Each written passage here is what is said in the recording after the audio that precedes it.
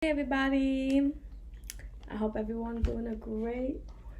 Yes, a blooper my. Hey everybody, welcome back to my channel. I know I have been gone for a long time, but I do apologize. I have been at school. I have been working and then coming back home, taking care of my cats, and spending time with my family here and there. But I do apologize that I stopped doing some videos for probably it's been like 3 months, maybe 4 months, I don't know. But yeah, I do apologize. However, I am trying to make more videos throughout this year. So let's hope I do not procrastinate. But yeah, so today is a different subject that I'm going to talk about. It's a delicate, not a delicate, it's a semi-delicate subject on intercultural, where my husband and I have been experiencing it. I won't say so much, but it has come up.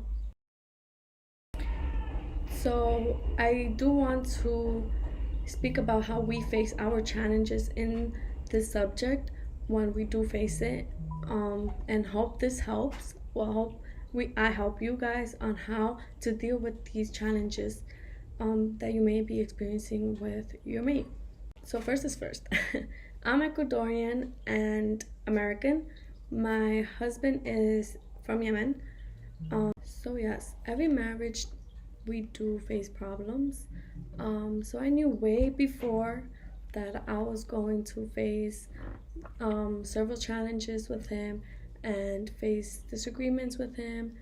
But we did settle in communicating and negotiate our different communication patterns, and see what is the best for our mixed race child. Learn and accept the new traditions that we will have to teach our child. So recently, we did have a little issue about our child embracing embracing her culture, traditions, values, customs. So we did have a little issue on what we're able to teach our child. And to be honest, my mind is open. I grew up differently than my husband did. So we do have different views sometimes. And sometimes I do agree with him sometimes. Sometimes he agrees with me and sometimes not. But we do try to work things out. But this one was more about what cultures and traditions we want our child to know. And I want my child to learn all her backgrounds, culture and traditions, values and customs. I do want her to experience the traditions that I've celebrated, but I also want her to experience what he has celebrated, or his culture and his traditions, where mine will be the Hispanic and the American culture that I have been, that I've grew up with. And I want her as well to learn about her culture and traditions that my husband has gone through as well. And there's many more different things that I do want her to learn. But so yeah, like it was a bit of I'll say like 50-50. We didn't agree on certain things. He didn't want he didn't want our child to be exposed to those cultures and traditions that of my side, of my background. And it does hurt because I want her to know all these things so it could develop her identities, where she knows who she is and where she's coming from. While she's older, more wiser, that's on her to follow whatever she wants to follow. She could follow while she gets older, such as 20 years old, 18. We can't really control after they're out of our house. That's up to them. My perspective on I'm not a parent yet, but my perspective on parenting is, teach them whatever have gone through, and teach them and have them having a trial and error. I believe in trial and errors. I don't know why, but yeah, I want them to learn by themselves certain things, but not be afraid to experiment different things as well. Not the bad things. So there's good. I want them to learn the good and the bad. And as small as parents, we do have to teach them morally what is right and what is wrong.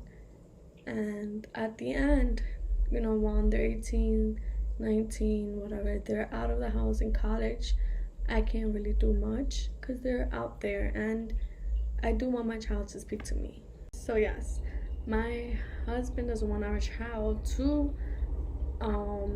follow the culture, follow the American and Hispanic culture, traditions, values, and customs, because he doesn't want him or her to go to the wrong path of life.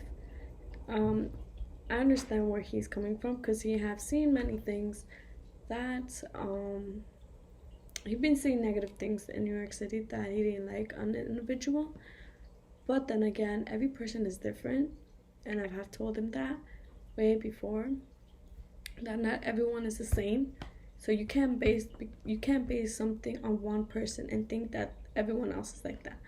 So he understands, he understood, he opened his mind a bit, but he just doesn't want our child to go in the wrong path. And again, I do understand him. Why? Because we are raised differently. So I respect his decision or his opinion on how he wants to raise our child. However, we both do want our child to have a strong faith in God. So that we do agree on. But in my opinion, I want our child to learn her different backgrounds, cultures, so that she could build her identity up. And that's how you're gonna end up knowing who the person really is, and learn about the histories of your cultures, your traditions, your customs, your values, everything else. So yeah, I do want my child to embrace all her three cultures that she. So, as he quoted that time when we had that very difficult discussion, he just didn't want his child or our child to go do haram things. But then again, it comes to religion. I believe it comes at the end, the faith that you have in God. And many people really don't have that much faith in God because they didn't grow up with that. And they didn't grow up following the practices and the teaching of it. So they don't have faith in God, and it just messes a person up later on because they don't have that belief. Now, we both agreed on what we want for our child. We do know that we both want our child to have a strong faith in God. So that's a start for us,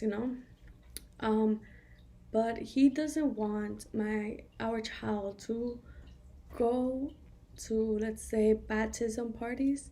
So my family has baptism parties. They're Catholic, so we have baptism, communion, confirmation parties. He doesn't want to be involved in that, and he doesn't want our child to be a bit lost or confused with what's going on. But here we go with this opinion of mine, is that our child is growing up in a diversity place. And I do want my child to know all the cultural backgrounds and religious backgrounds that people other have, and it's better. I want her to have an open mind, but I want her to be very truthful to her religion. Even though, let's say, later on in life, we're not able to control what she chooses later on in life. That's on her. But I do want her to learn all the different religion, all the different cultures that other human beings have, and grew up. So we did agree on 3 things that we want to teach our child. First is we want to teach our child, obviously, the religion of Islamic. That will be first. And then after she gets a bit older, where her brain develops better, even around probably like as small, they're very curious, so it's also the best um, time to teach them other religions. But then they might get confused, so that's where it's a little. So I do want to wait maybe when he or she is 10 years old or 9. So the second strategy that I do want my child to learn is her 3 cultures, where is Arabic, Hispanic, and American. I want her to embrace that and learn all about the histories upon it and what it means, what their traditions, what are the traditions, what are their values, and what are the customs, as and learn how to righteously celebrate those traditions with my family. And third, we eliminated one of our religious customs and values, which are the arranged marriage, and as well relative marriage. Excuse me. But yes, I know that in the Quran that we're able to marry within families, such as marrying cousins and other cousins. But to be honest, I do not want my child to marry my family's cousins or any relative of my family side, nor his. And I told him this because I don't want my child to end up being confused on this whole thing on who to marry and who, on which side to marry and who not. So we decided to just break that. And so yeah, that and the arranged marriage is where I do not feel comfortable arranging a marriage with my child or him picking choosing who my child or is going to marry, because at the end it's not us to destine or to put them as soulmates. I believe in, okay, they find their soulmates by themselves in qualities that they like to know. It's not for us because we're not marrying that person. It's our child that's marrying that person, so that's not my destiny to put them together. But I will give them advice if I don't see something that I like. I will give them advice, and that's them either to take it or not. And they're gonna be old at the end. I don't want my child to marry 1918. No. Now, celebrating the traditions of my traditions, which is American and Hispanic, I don't see it as haram. My husband doesn't really see it as much either now. After this whole discussion, it is more of a family reunion that we do. But so for instance, like Thanksgiving, we do a family Thanksgiving. We also volunteer in shelters, and that's what I want my child to learn, the meaning of Thanksgiving and the history of it.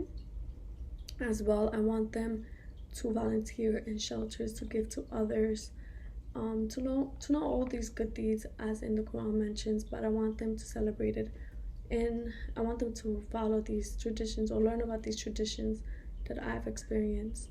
So it just doesn't mean that, oh no, because you're not from America or you're not from Ecuador, whatever, you can't follow these traditions. Yes, my child is mixed, so I want her to know all her backgrounds, cultures, and traditions, values. And I don't want to exclude myself from partying with my family. So I do want to take her with me, but we do it righteously. We cover up ourselves and have a hijab on and party on. I don't see nothing wrong with that because it's within family. And if we have our strong faith in God, there is no harm to doing these things. So there's other things there. That's what I told him. He agreed upon it. He just doesn't want her to be confused. That was his big thing. Go on the wrong path, be confused. And I understand, yes. But if a person has a strong faith in God, it doesn't mean to, take the wrong path.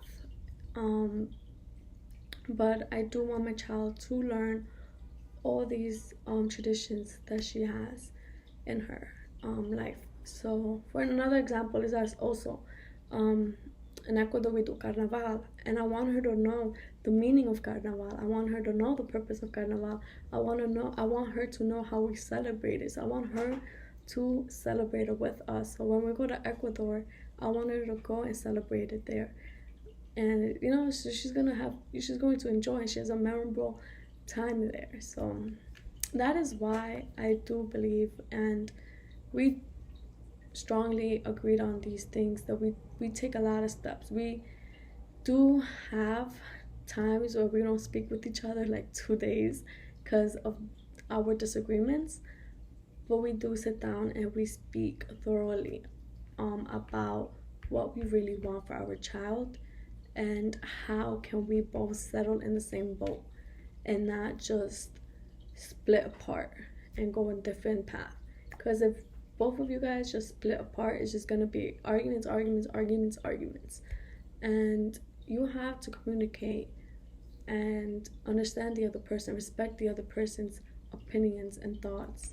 Despite of having our different family of origin, our different upbringing and heritage, I feel that if our values and priorities are aligned, then I think that will make it work.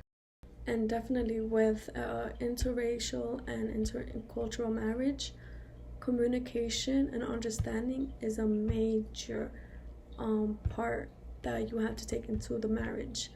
Because like I said before, if you do not, it will just split both of you up into different paths, and it's going to be a bumpy road from there on.